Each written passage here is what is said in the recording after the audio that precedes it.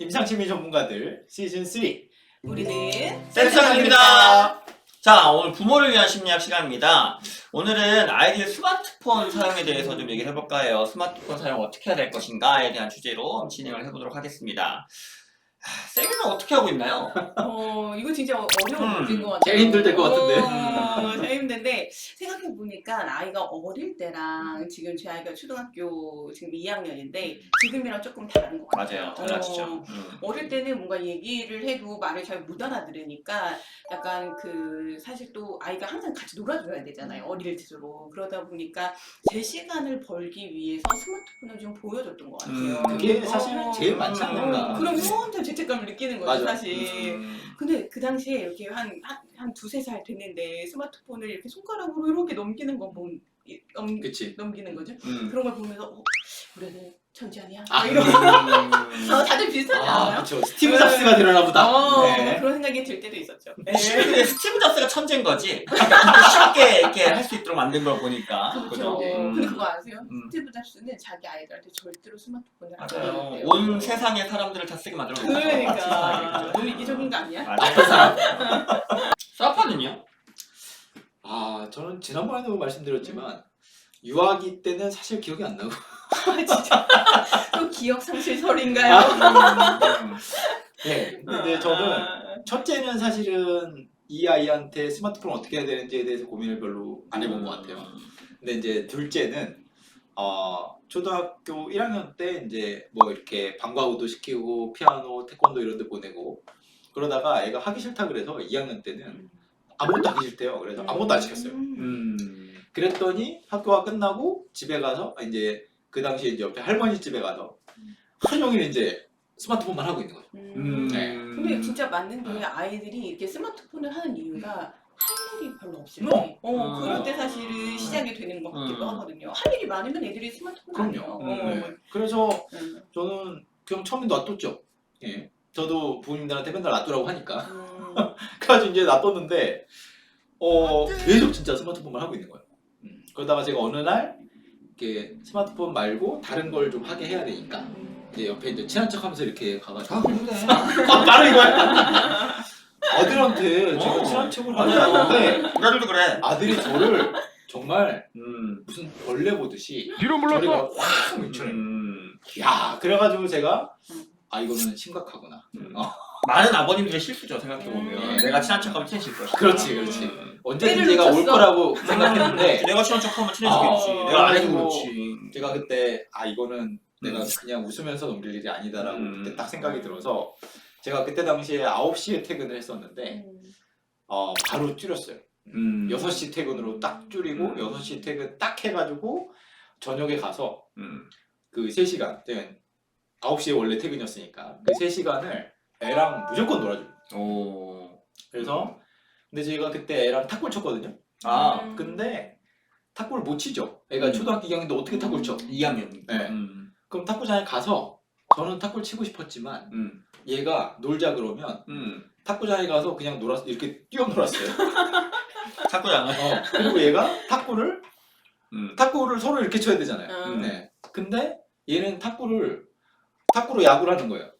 그러면 치면 잡아오라 그러고 그럼 저는 가서 잡아왔어요. 뭐 이런 식으로 그냥 그 아이가 원하는 방식으로 그렇게 이제 놀아주는 거죠. 근데 이제 그게 뭐냐면 게임을 하지 말라 그랬으니까 그럼 게임을 사실은 우리가 재밌으려고 하는 건데 게임을 하지 말라 그랬으면 게임 말고 그러니까 핸드폰 말고 다른 대체할 수 있는 즐거움을 제공하는 거. 그게 되게 중요한 건데 그것을 이제 부모님이 같이 해줘야 되는 그걸 이론적으로 제가 알고 있는데 그거를 제가 제 몸으로 하게 될 줄은 몰랐지만 힘들지만 실은 행동치료할 때도 그렇잖아요. 그렇죠. 대체 행동을 꼭 마련해줘야 맞아. 그래야 이제 원래 했던 문제 행동 줄어들거나 없어지니까. 그죠? 근데 그걸 제가 하긴 정말 힘들더라고요. 쉽지 않습니다.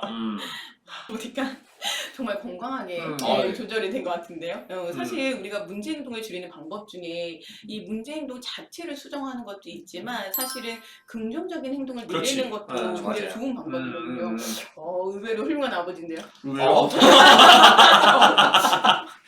필 받아서 저희 아들은 유튜브도 야구만 봅니다. 야구 좋아하죠. 네. 근데 이제 이게 야구만 본다는 게 무슨 말이냐면 저는 네이버를 보거든요.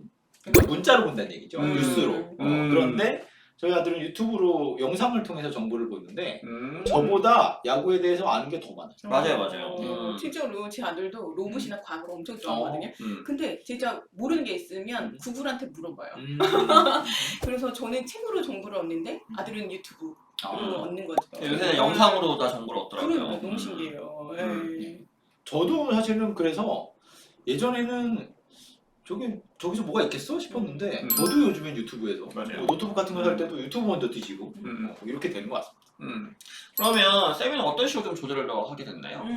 그러니까 어릴 때만 그렇게 그냥 이렇게 별로 생각 없이 그냥 중독이 될까봐 걱정만 하면서 이렇게 보여주다가 사실 이제 이 아이가 초등학생이 되니까 어떤 생각을 하기 시작했냐면 사실 스마트폰을 사용하는 것 자체가 문제인 건 아닌 것 같다는 생각이 좀 드는 거예요. 그러면서 그런데 스마트폰을 사용을 하기는 하되 자기 조절 능력을 키우는 게 중요하지 않을까 하는 생각이 좀 들었어요. 네. 요즘 스마트폰은 제가 상담할 때도 부모님한테 많이 말씀드리지만 거의 공기나 물과 똑같은 거예요.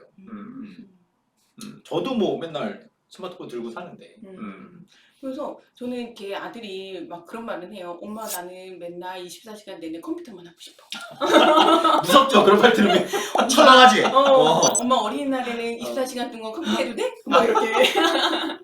그래서 마음은 그렇지만 실제로 행동에 있어서는 이 스마트폰 사용을 중독이 되지 않고 이제 조절을 하는 게 되게 중요하고 그럴 때는 아이와 잘 합의를 해서 규칙을 세우는 게 되게 중요한 것 같아요. 그게 진짜 어렵죠. 그래서 나름대로 어떻게 규칙을 세웠냐면 일단 저희 아들은 이제 그 학교 갔다 오면 자기가 할 일을 다 해놓고 이제 제가 저녁 요리를 하잖아요. 그럼 1시간 정도 걸리죠, 그죠? 그럴 때 이제 스마트폰을 하도록 한 거죠. 그걸 지킨다고? 왜냐하면 이렇게 1시간이 됐을 때 알람 설정을 해요. 알람 설정을 해놓고 만약에 알람이 울리면 자 이게 마지막이다라고 얘기를 해주면 그걸 다 끄는 거예요. 그랬더니 아이가 물론 말은 계속 그렇게 하지만 실제로 다른 시간에는 거의 스마트폰을 하고 싶어 하지 않는 것 같아요. 그러니까 하고 싶다는 말은 하지만 스마트폰을 보려고 하지 않는 거죠. 그래서 뭔가 그런 규칙이 생기니까 그리고 일관되게 지키니까 조절이 되는 것 같습니다. 그러니까 저도 보면 그 아이랑 규칙 같은 걸 만들어서 지키고 그걸 일관되게 되게 유지하는 게 굉장히 어려운데 그게 진짜 중요한 것 같아요. 그러니까 저희 아이 같은 경우는 뭐 일부러 그런 건 아닌데 어쩌다 보니까 집에선 유튜브를 못 보는 대신에 엄마 아빠랑 뭐 엄마랑 뭐 카페를 가거나 밥을 먹으러 갔을 때는 무슨 유튜브를 볼 수 있다라는 규칙이 생겼는데 어느 날까지 너 피곤하니까 이제 빨리 집에 가자 집에 가서 유튜브 보자라고 해도 애가 아니야 집에서 보는 거 아니야 라고 자기는 지킨대요. 근데 이제 핵심은 그렇지 밖에서 보고 갈게 그러긴 했는데 근데 지키는데 집에 안 들어가는 거 아니야? 그러니까 그래서 가자고 한 거예요. 그래서 좀 저희는 유도리 있게 하려고 했는데 애는 어쨌든 밖에서 보고 보아야 되고 집에서 보는 게 아니라는 게 명확하니까 규칙이 만들어지고 네 맞아요. 되게 그러니까 그래서 집안에서 보는 게 아니다라고 해서 밖에서 막 지키려고 하더라. 그래서 어떻게 보면은 약간 조금 너무 완고하게 지키려고 하는 거 아닌가라는 어리니까 생각이 들기도 하지만 그런 건 또 우리가 또 생각해볼 그게 좀 있는 것 같아요. 어떻게 보면. 예. 자 여기서 중요한 건 사실은 규칙만이 아니라 그러니까 이 규칙을 잘 지키게 하기 위해서는 규칙에 적용되는 시간 이외에 그러니까 스마트폰을 뭐 1시간 해야 돼 말아야 돼 이런 규칙을 적용된 시간 이외에 부모와 자녀 간의 관계가 좋아야 아이가 그 규칙을 되게 잘 따를 수가 있다.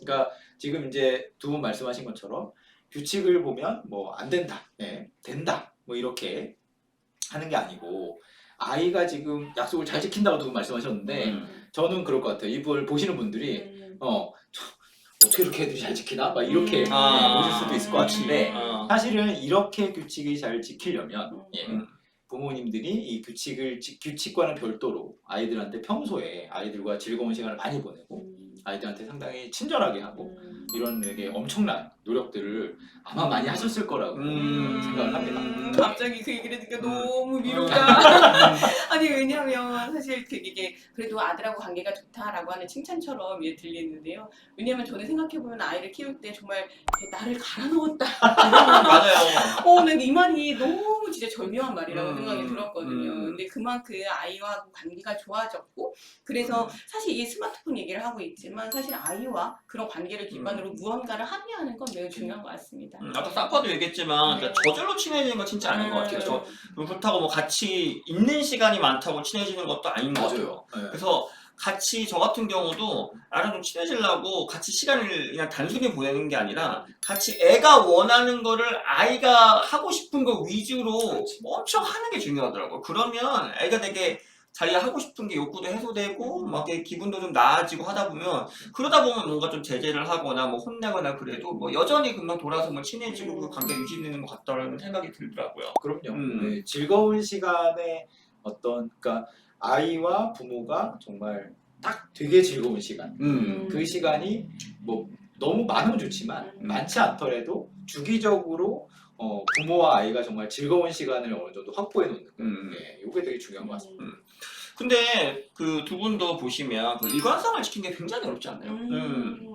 맞아요. 일관성 얘기하니까 제가 생각나는 에피소드가 하나 있는데 사실 스마트폰은 아닌데 이게 되게 중요한, 그러니까 제 경험상 되게 좋았던 경험 중에 하나가 뭐냐면 아이가 이제 아침에 TV를 틀고 그 소리에 깨거든요.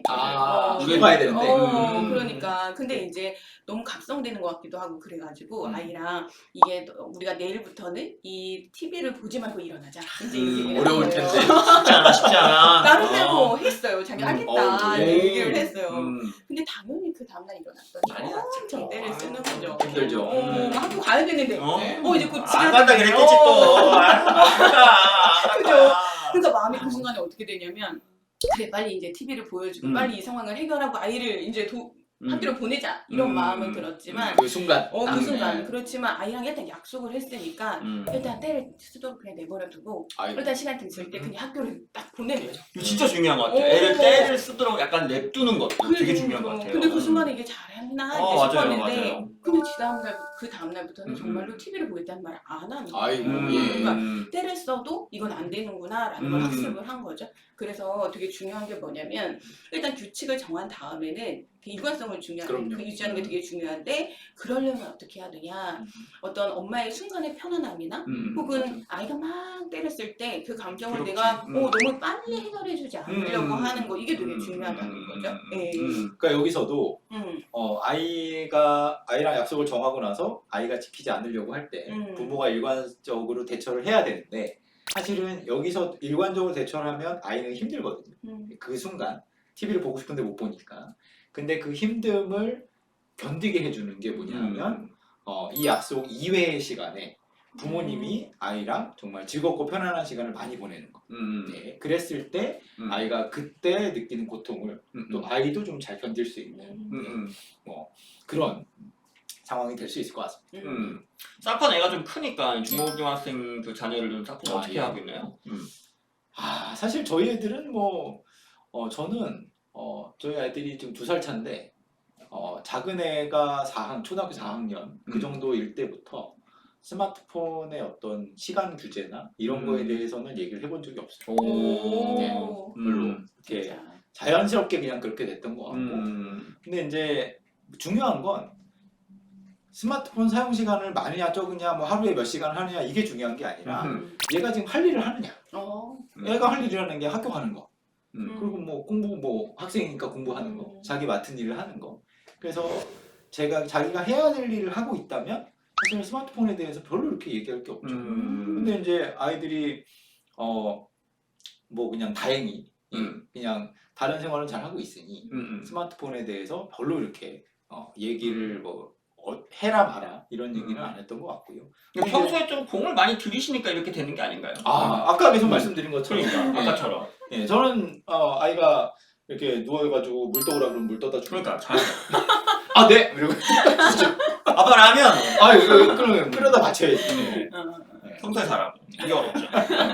그래서 저는 아이가 그 핸드폰 보다가 오늘 좀 비실비실하는 거예요. 네, 그래가지고 피곤하지. 야 너 어제 늦게 잤냐? 그러면은 핸드폰 보다가 늦게 잤대요. 그러면 그래 핸드폰 보다 늦게 자면 오늘 비실비실하지. 쉬어라. 저는 그냥 그렇게 합니다.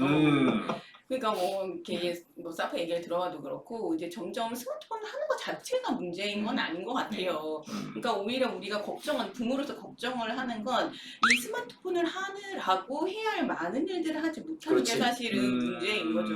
네, 그런 점에서 우리가 부모로서 어떤 태도를 갖는가가 되게 중요할 것 같고 어떻게 보면 스마트폰 이외의 즐거운 일들 그리고 해야 하는 일들에 대해서 어떻게 합의를 하고 잘할 거냐 이런 거에 초점을 맞추는 게 중요하다는 생각입니다. 있습니다. 그래서 저는 지금 유튜브도 그냥 유료로 해서 광고 없이 볼 수 있게 해놨거든요.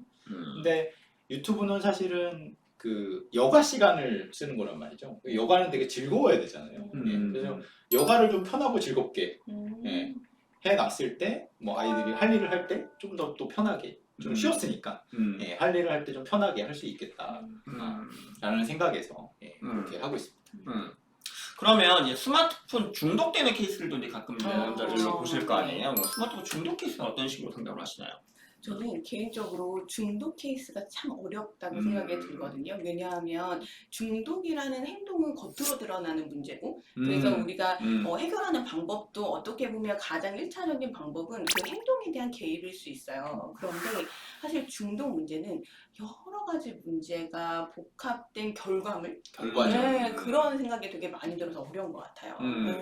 그래서 지금 복합적이고 복잡한 결과물이다 보니까 실제로 뭐 그 아이나 뭐 청소년이나 그 기질이나 성격이나 부모-자녀 관계나 이런 것들을 되게 좀 면밀하게 들여다보는 게 중요하겠네요.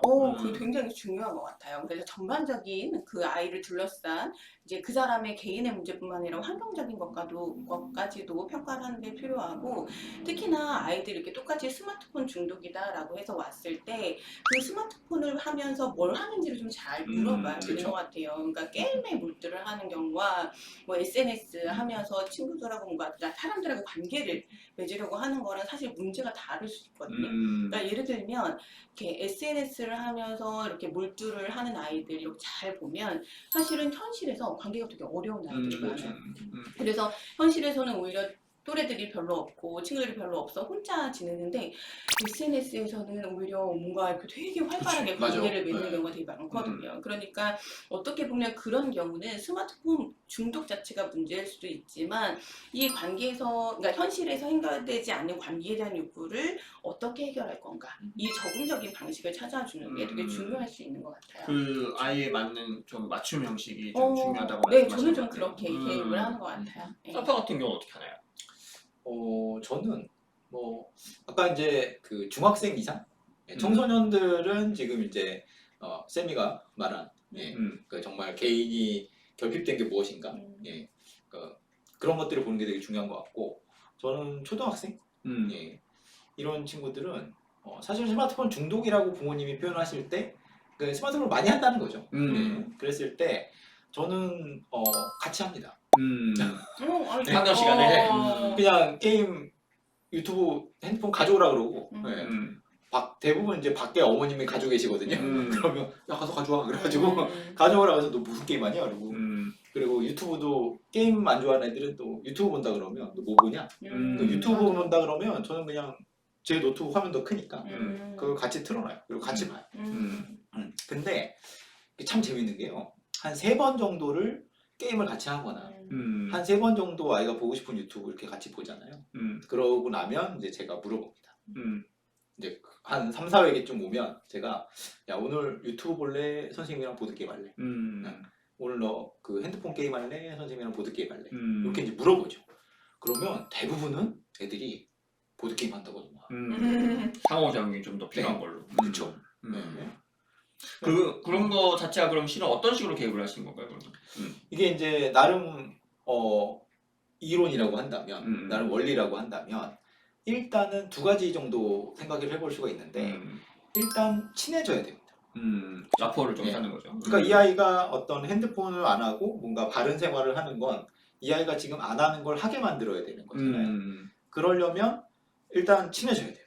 네. 그래서 제가 이 아이랑 친해져야 이 아이가 지금 하지 않지만 해야 되는 행동들을 뭔가 좀 더 권유할 때 그것이 잘 먹힐 수가 있고 그게 첫 번째고 근데 이제 직접적인 원리는 어른들이 편안하게 게임을 허용해 줄 때 아이들이 게임 시간을 지켜야 한다는 생각에서 되게 좀 편해지고 그러니까 오히려 어른들이 게임 시간을 편하게 허용해 줄 때 아이들이 게임에 집착을 하지 않게 된다라는 거죠.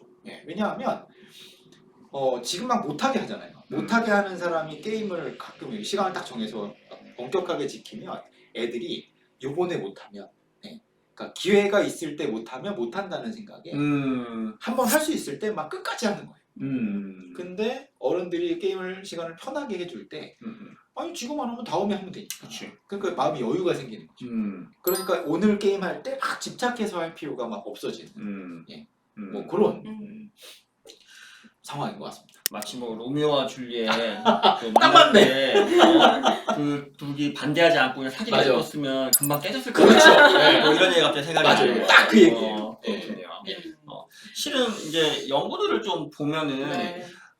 제가 좀 찾아봤는데요. 그러니까 확실히 18개월이 넘지 않은 되게 영화 그런 경우는 가능한 이제 스크린을 보여주지 않는 것이 한 살 반까지는 안 보여주는 게 좋다. 한 달 반까지 가능한 안 보여주는 게 좋다고 오케이. 하고 이제 18개월에서 24개월 정도 두 돌까지는 보여줄 수는 있는데 그 아무거나 보면 안 되고 부모님이 좀 선택해서 양질의 컨텐츠를 보여주는 게 중요하다. 그리고 2살부터 5살 정도까지는 이제 역시 거기도 아무거나 보는 것보다는 부모님이 좀 잘 선택해서 좀 양질의 비디오를 같이 상호작용하면서 보되 그래도 하루에 1시간은 넘지 않는 것이 좋다 이렇게 되어 있더라고요. 요 가이드가 있으니까 좋네요.